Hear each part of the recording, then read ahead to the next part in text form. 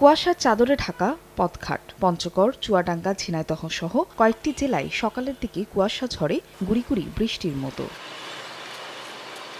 গত কয়েকদিন ধরেই পঞ্চগড়, চুয়াডাঙ্গায় তাপমাত্রা পারদ ওঠানামা করছে ৮ থেকে ১০ ডিগ্রি সেলসিয়াসে। কনকনে ঠান্ডায় জনজীবনে নেমে এসেছে স্থবিরতা। এতে সবচেয়ে বেশি বিপাকে পড়েছেন এসব জেলার খেটে খাওয়া মানুষ।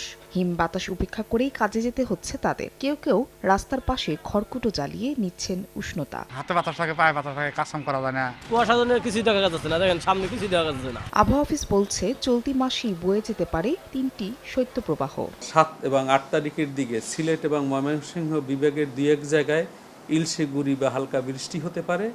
৯ তারিখ থেকে আবার নতুন করে রাতের এবং দিনের তাপমাত্রা কমে গিয়ে নতুন একটি কোল্ড ওয়েভের স্পেল শুরু হতে যাচ্ছে।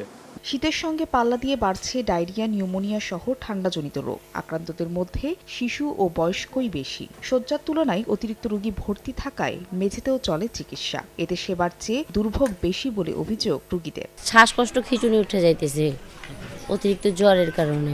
আগে যে অবস্থা ছিল এখন গ্যাস টানাইছি, ওনারে দিছে, সুই দিতেছে, আগে এখন ভালো আছে। ঘন কুয়াশার কারণে ব্যাহত হচ্ছে যোগাযোগ ব্যবস্থাও। শনিবার সকালে পাটুরিয়া, দৌলতিয়া ও আরিচা কাজিরহাট নৌরুটে সব ধরনের নৌযান চলাচল বন্ধ রাখে কর্তৃপক্ষ।